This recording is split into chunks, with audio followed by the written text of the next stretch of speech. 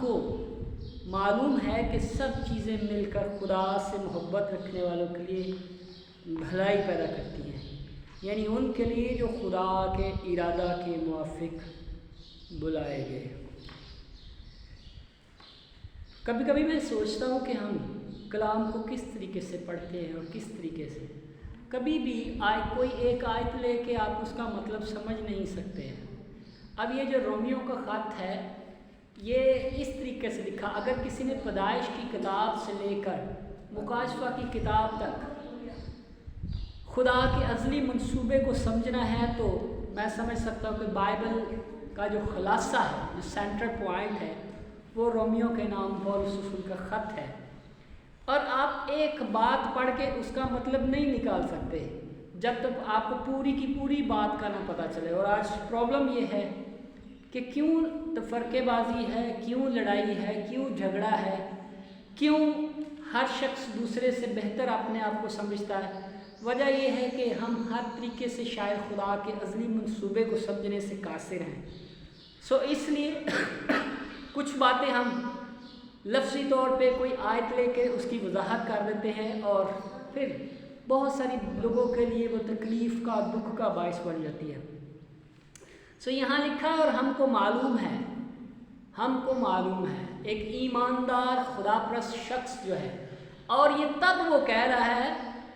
جب اس کو یہ پتہ چل گیا کہ اس کا نجات دہندہ کون ہے،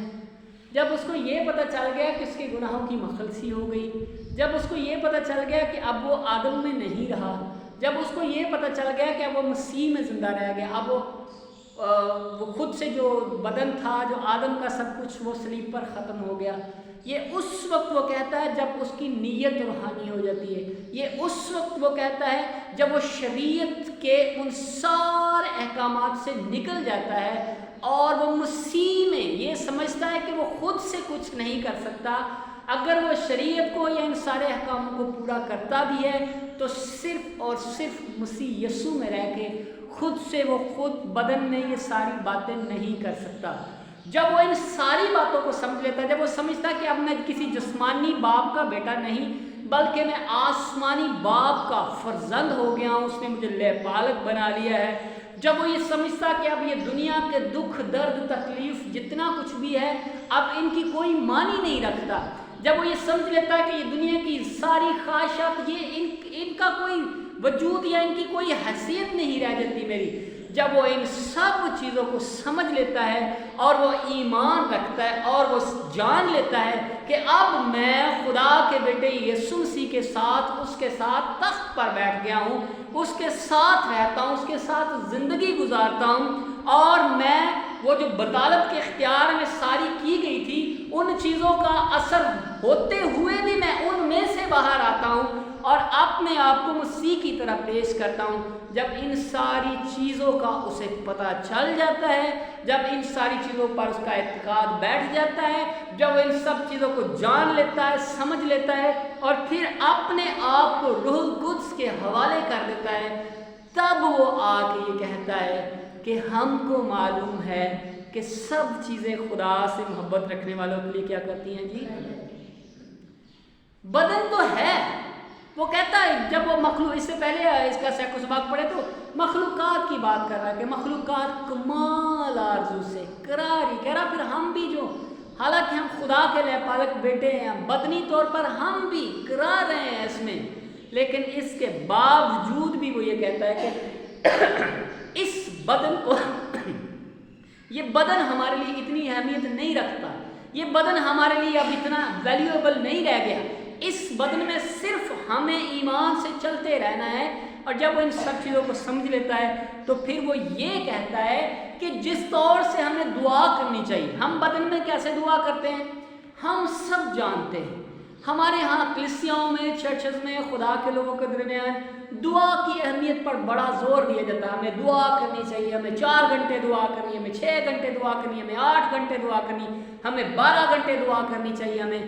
سچ بات ہے کہ ہم جتنی مرضی دعا کریں ہم پیاسے کے پیاسے ہی رہتے ہیں۔ پھر ہم اپنے بدن کو اس طریقے سے تیار کرتے ہیں کہ ہمیں روزہ رکھ کر خدا کے حضور نواز، خدا کے لیے اپنے آپ کو، پھر بھی ہم ناکام سے ناکام ترین شخص बनते जाते हैं। लेकिन यहाँ लिखा है कि जब एक शख्स ये समझ लेता है कि अब वो रूह के हसार में है, अब वो किसी दीदनी कुव्वत के हसार में है, अब वो आदम में नहीं बल्कि वो मसीह में है, तो जो कुछ मसीह है वो ही कुछ है, यानी वो उसमें रह कर सब कुछ करता है। और अब वो बदनी तौर पर नहीं बल्कि ईमान के एतबार से जिंदा रहता है, ईमान के एतबार से इस दुनिया में चलता, ईमान के एतबार से इस दुनिया में रहकर खुदा की खिदमत करता है। और फिर वो कहता है कि अब मैं नहीं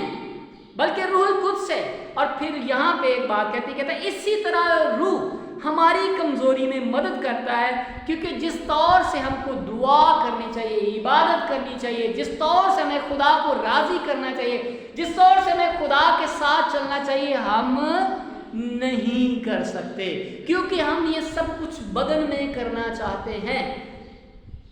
बदन में हमें इस भेद को समझने की ज़रूरत है कि एक बदन 2000 साल पहले एक बदन कलीसिया का जो हेड है, जो सर है, बदन है, लेकिन उसको कलमा खुदा लीड कर रहा है, उस बदन को कलमा खुदा लीड कर रहा है। और जब तक हम इस भेद को नहीं समझेंगे कि हमारे इस बदन पर पूरे का पूरा इख्तियार रूह खुदा का, कलाम खुदा का, और वो इसको लीड कर रहे हैं, तब तक हम ये नहीं समझ पाएंगे। इसलिए ज़रूरी है कि अपने आप को रूह कुद्स के हवाले करें, क्योंकि जिस तौर से हमें दुआ करनी चाहिए नहीं कर सकते, लेकिन कहता है मगर रूह खुद ऐसी आहें भर भर कर हमारी शफाअत करता है जिसका बयान नहीं हो सकता। हम जो शफाअत करते हैं, हम जो रोते हैं, हम जो खुदा के ज़रूर चलते हैं, उसका बयान हो सकता है। हम उसे अपने बयान ज़ुबान से बयान करते हैं, अपने तासरात, अपने एहसासात, अपने रो कर, चिल्ला कर, चीख कर, दर्द में इन सारी चीज़ों को देख कर हम शुक्रगुजारी करते हैं या कुछ भी, तो हम इसका बयान कर सकते हैं। लेकिन जो रूहुल कुद्स जो है शफाअत करता है, उसका बयान इंसानी ज़ुबान से उसका बयान नहीं किया जा सकता, क्योंकि वो रूह है, खुदा की बात है, वो बदन की बात नहीं हो रही है, वो बदन में नहीं हो रहा है सब कुछ, बल्कि वो तो एक आलम में हो रहा है, खुदा में हो रहा है, मसीह में हो रहा है। इसलिए वो कह रहा है कि वो खुद हमारी रूह के साथ आहें भरता है और फिर शफाअत करता है, और दिलों का परखने वाला जानता है कि रूह की क्या नीयत है, क्योंकि वो खुदा की मर्जी के मुवाफिक मुकद्दसों की शफाअत करता है। अब दिलों का परखने वाला सिर्फ एक ही है। बाइबल मुकद्दस कहीं से भी पढ़ ले, हम इस बात को कभी नहीं दावा नहीं कर सकते कि मैं उस शख्स को अंदर से जानता हूँ, मैं उसकी नीयत अंदर से जानता हूँ। मैं तो बस देख के जी चिड़िया के पर गिन लेता हूँ। ये सारे के सारे दावे हमारे झूठे हैं, धरे के दरे हैं, महज जो है हवा की चरान बुतलान है ये, क्योंकि हम किसी को भी परख नहीं सकते, और स्पेशली रूहानी बंदे को तो कभी भी परखा नहीं जा सकता, क्योंकि कलाम मुकद्दस में लिखा है कि वो खुद तो परख सकता लेकिन किसी से वो परखा नहीं जा सकता। और फिर ग्रंथियों के खात्मे इसी से मिलती जुलती एक बात पौलुस रसूल कहता है कि हम नए मखलूक हैं, इसलिए हम किसी को जिस्म की हैसियत से नहीं जानेंगे, यीशु मसीह को भी जिस्म की हैसियत से नहीं जानेंगे। तो हम रूह में, हमें रूह में चलना है। अब मसला ये है, मुझे पता है कि बचपन में बहुत सारे टीचर्स हमारे यहाँ से होते थे जो फर्स्ट या सेकंड या 5वीं तक बच्चों को पढ़ाते थे, वो बड़े एक्सपर्ट थे, उन जैसा किसी का एक्सपीरियंस नहीं था, वो अपने उस रैलम में, अपने उस सारे सब्जेक्ट में एक्सपर्ट तरीन, तजर्बाकार तरीन शख्स थे, लेकिन थे वो सिर्फ प्राइमरी के ही। उसके बाद बहुत सारे टीचर ऐसे थे जो हमें 5वीं से लेकर 8वीं तक पढ़ाते थे, वो भी बड़े एक्सपर्ट, बड़े तजर्बाकार थे, लेकिन वो सिर्फ अपनी ही क्लासेस के, वो ही मिडिल हिस्से के एक्सपर्ट थे, वो हाई में कभी नहीं आए थे, उन्होंने कभी हाई वाले स्टूडेंट्स को नहीं पढ़ाया था। और फिर मैंने देखा ऐसे भी टीचर थे जिन्होंने हाई स्टूडेंट्स को पढ़ाया, उनका एक्सपीरियंस उनसे भी बेहतरीन और ज़बरदस्त था, लेकिन इसके बावजूद भी उन्होंने यूनिवर्सिटी में कभी नहीं पढ़ाया था। وہ اپنے ریلم میں اپنے سارے شعبے میں ایکسپرٹ ترین تھے، لیکن ان سے بھی کوئی اوپر تھے جن کو ہم آج کے دور میں پروفیسر کہتے ہیں اور وہ یونیورسٹیز میں پڑھاتے ہیں، ان کے پاس اس سے بھی زیادہ علم ہے۔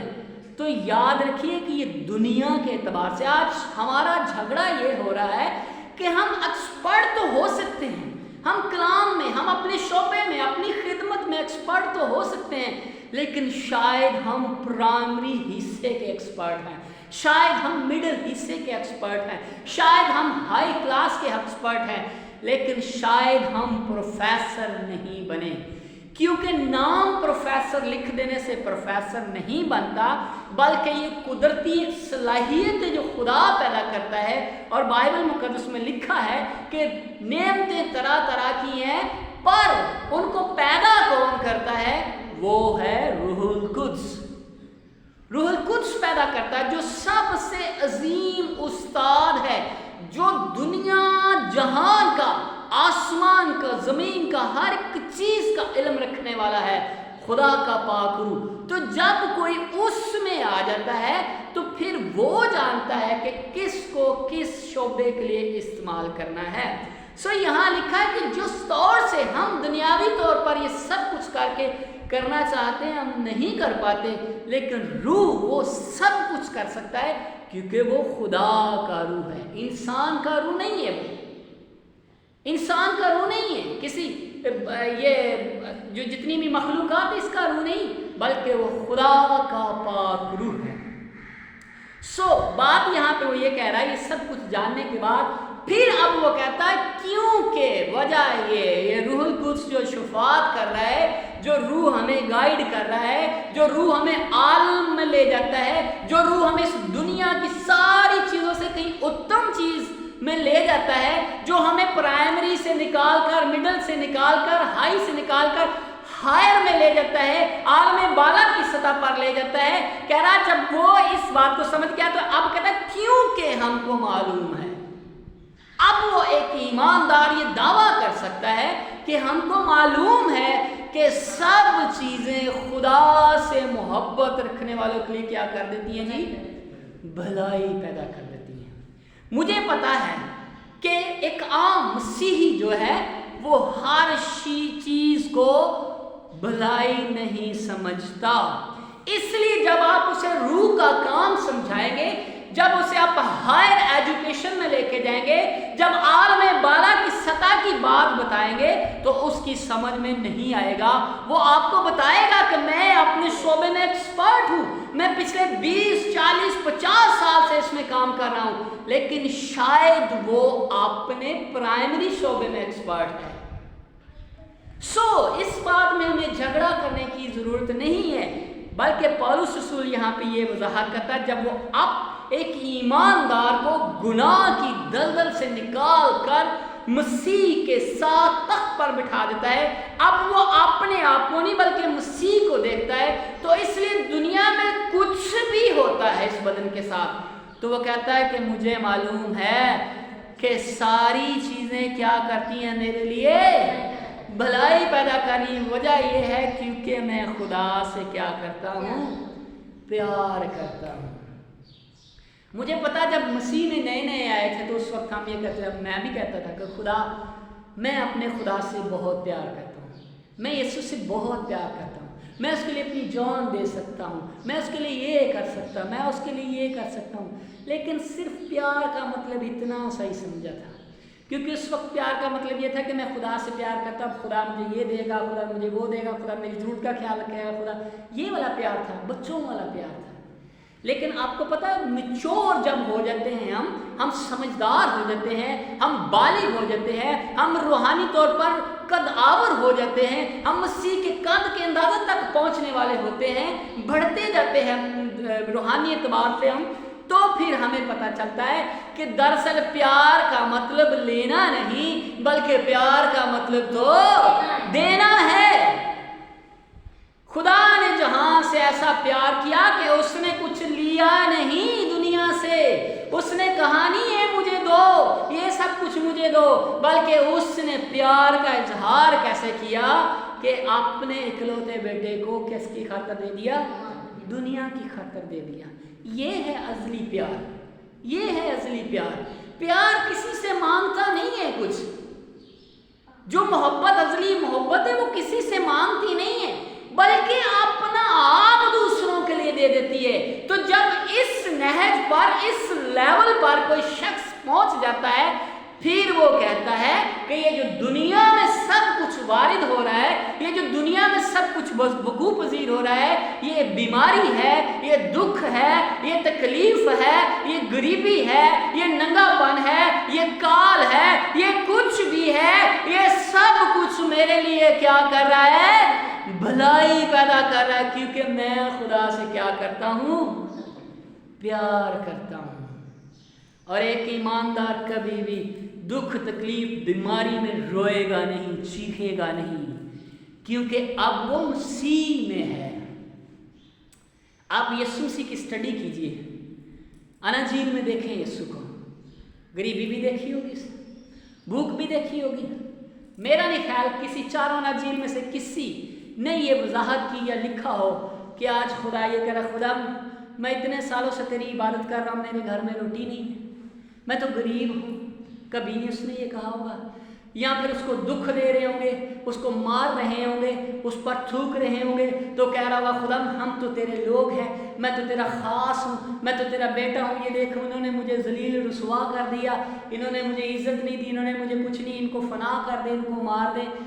ایسا کچھ نہیں۔ جب ایک ایماندار مسیحی اس بات کو سمجھ جاتا ہے کہ وہ صرف اور صرف زمین پر اپنے آسمانی باپ کی مرضی کو پورا کرنے کے لیے آیا ہے، وہ ان دکھوں میں گزرے، سکھ میں گزرے، غریبی میں گزرے، پریشانی میں گزرے، جس بھی حالت میں گزرے، وہ کیا کہتا ہے؟ ہم کو معلوم ہے کہ سب چیزیں میرے لیے کیا کر رہی ہیں؟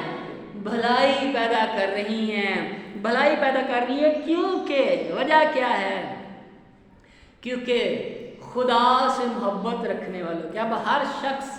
اس آیت کو اپنے اوپر نہیں لگا سکتا، کیونکہ اگر کوئی قربان نہیں ہو سکتا، کوئی اپنا آپ دے نہیں سکتا، تو پھر اس کے لیے ہر چیز بھلائی پیدا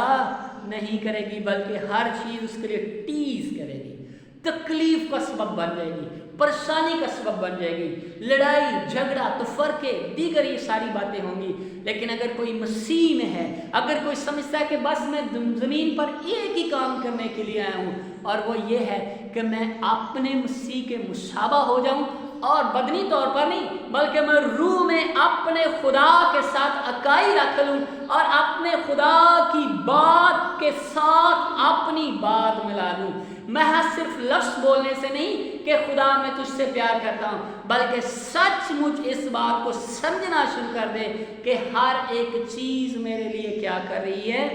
بھلائی پیدا کر رہی ہے۔ کیونکہ بائبل میں لکھا ہے، وجہ یہ ہے کہ جن کو اس نے پہلے سے جانا، ان کو پہلے سے مقرر بھی کیا کہ اس کے بیٹے کے ہم شکل ہوں، تاکہ وہ بہت سارے بھائیوں میں کیا ٹھہرے جی؟ پہلوٹا۔ اور جن کو اس نے پہلے سے مقرر کیا ان کو بلایا بھی، کال کیا، اور جن کو بلایا ان کو راست باز بھی ٹھہرایا، اور جن کو راست باز ٹھہرایا ان کو جلال بھی بخشا۔ خدا کے لوگوں، ایمانداروں، مقدسوں، پرائمری سے نکلیں، مڈل سے نکلیں، ہائی سے نکلیں۔ اب ہائر میں جانے کا وقت ہے، اب عالم بالا میں جانے کا وقت ہے، اب ہم ہائی کلاس میں جائیں، اپنے خدا کے ساتھ باتیں کریں، جیسے خدا باپ اور خدا بیٹا آپس میں باتیں کرتے ہیں، ایسے روح القدس ہماری روح کے ساتھ مل کر باتیں کرتا ہے۔ اس بات کو سمجھنا چاہیے، ایک ایماندار خدا پرست شخص کو اس بات کو سمجھنا چاہیے۔ کبھی بھی مت کہیں کہ میں پچھلے 20 سالوں میں پرائمری کا ایکسپرٹ ہوں، اور زیادہ اور زیادہ اور زیادہ، تب تک جب تک مسیح کے قد کے اندازہ تک نہیں پہنچاتے، جب تک ہم سب کے سب کامل نہیں ہو جاتے، جب تک ہم سب کے سب خدا کے بیٹے کے مشابہ نہیں ہو جاتے۔ ہم سب بڑھتے جائیں، اور ان ساری چیزوں کو جو دنیا میں دکھائی دیتی ہیں इन पर गौर ना करते हुए बस इनको ये समझे कि ये सब कुछ हमारे लिए क्या कर रही हैं, भलाई पैदा कर रही हैं, ये हमें सपोर्ट करती हैं, ये हमें और ऊंचा उड़ाने के लिए, ये आंधियाँ जो हैं, ये सारी जो कुछ भी है, ये हमें और ऊंचा उड़ाने के लिए। इसलिए एक ईमानदार, एक मुकद्दस को हमेशा ये याद रखना चाहिए कि जिसको उसने बुलाया उसने उन्हें रासबाज ठहरा दिया। और रासबाज ठहराने में सिर्फ रासबाज ही नहीं बल्कि कलाम में लिखा है कि उन्हें जलाल भी बख्शा। और याद रखिए यीशु कह रहा था, ऐ बाप, वो जलाल जो दुनिया के पेश से पहले मैं तेरे साथ रखता था, मुझे भी अपने साथ क्या कर दे, जलाली बना दे। और जब उसने ये दुआ की तो आप बाइबल की स्टडी कर लें कि उसके बाद उसे जलील करके रख दिया गया, उसके मुंह पर थूका गया। जब उसने ये दुआ की कि मुझे अपने साथ जलाली बना दे, उसके बाद उसको कोड़े मारे गए, उसके बाद उसको तमाचे मारे गए, उसके बाद उसे सलीब पर लटका दिया गया, उसके बाद उसको जलील और रुसवा करके मार दिया गया। ये जलाल की बात हो रही है। तो अगर हमें जलाल बख्शा गया है तो फिर लिखा है कि गो हमारी ज़ाहिरी इंसानियत ज़ायल होती जाती है, पल हमारी बातनी इंसानियत क्या करती है, बढ़ती जाती है। हम मसीह के मुशाबा होते जाते हैं। ये बदन आज है कल नहीं है, आज बड़ा जोर आवर है कल ख़त्म हो जाएगा, आज इसकी बड़ी वैल्यू है, बड़ी शान शौकत, कल ये ख़त्म हो जाएगा। लेकिन वो रूह जो अंदर बसाया गया, जिसके सबब से हम अबा यानी बाप कहकर पुकारते हैं, उसको मौका दीजिए। इस बदन को हत्तल वसा, इन सारी चीज़ों को ये समझिए कि ये सिर्फ आपके लिए भलाई पैदा करी, एक ईमानदार को और बढ़ाने के लिए उसके लिए भलाई पैदा कर रही हूँ। एक ईमानदार को हर रोज़ ऐसे चलना है, ऐसे सीखना है, ऐसे बढ़ता जाना है, क्योंकि यही हमारा बकरा है, यही हमारा सब कुछ है। और हम सिर्फ और सिर्फ ज़मीन पर अपने खुदा का जलाल ज़ाहिर करने के लिए आए हैं। हालेलुया। खुदा आप सबको बढ़ता दें।